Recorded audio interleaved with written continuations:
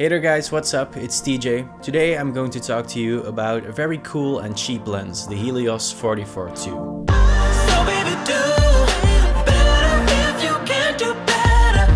You gotta choose. Give me pain or give me pleasure. This lens might just be the best lens you can get for the money. It's around 30 bucks online. You can only really get it from eBay and sites like that.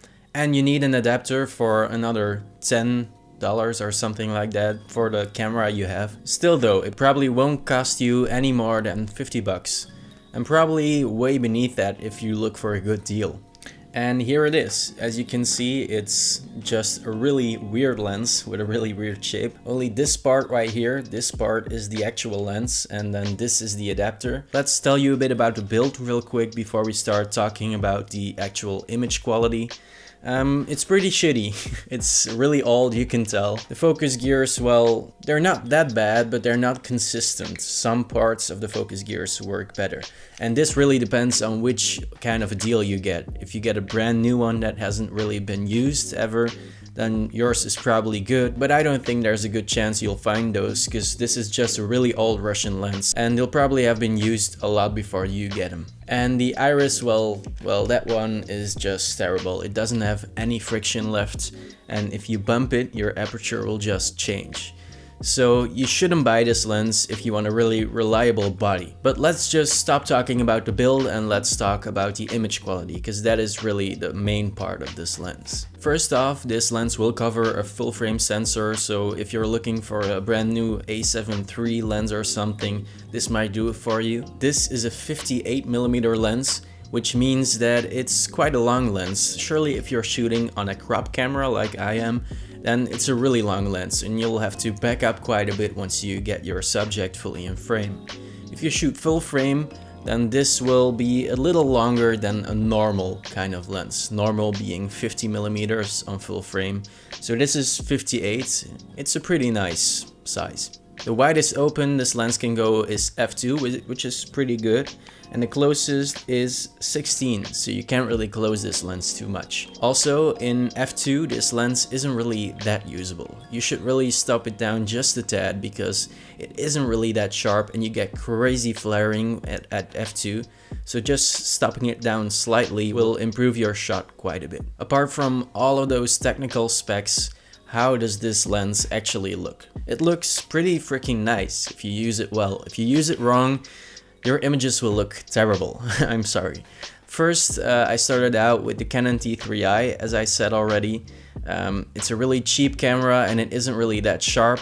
Also, it's only 1080p, which is okay if it's good 1080p, but when it's soft 1080p, then it will let you down. If you put this lens on that camera, it's hard to take some detailed shots, as this lens just isn't sharp enough, really. The ways I work around that is by really only shooting really close-up shots of people and of stuff, because then you can really get a lot of detail in there. But if you're starting to get long shots in there and trying to shoot landscapes, then this lens isn't going to cut it for you. Your images just won't look that sharp. Another tip is to shoot in 4K, and I understand that your camera might not have 4K, so that might not be a solution to you. But if you shoot 4K and you downscale it to 1080p later, then you will regain a lot of sharpness as to filming in 1080 and leaving it in 1080. This is actually a really popular lens. Why? Because of the crazy bokeh effects you can get from it. Now, I'll have to disappoint you if you have a camera like mine, a crop camera, then those bokeh swirls won't come out just as good if you have a full frame camera. I'm going to show you some clips right now which prove that this isn't the greatest lens if you want to shoot far away objects and no close-ups at all.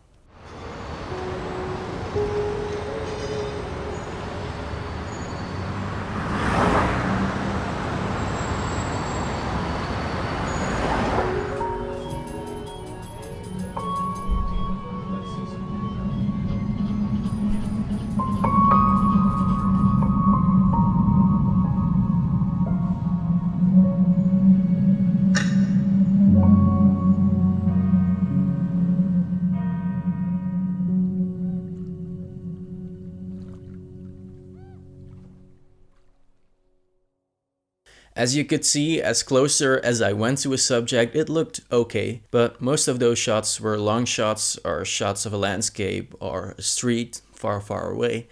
And as you can see, it doesn't really work. Now here are some shots which I filmed really close to the subject, and its style of shots is totally different, but here you go.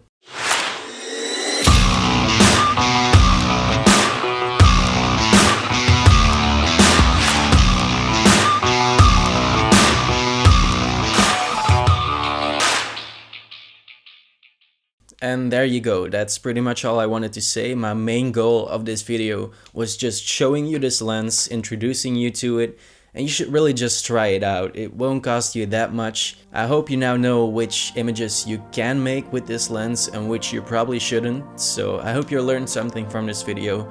If you liked it, I have a couple of other videos that are kind of like this, so please check them out. If you like them, consider subscribing, and I'll talk to you next time. Bye bye.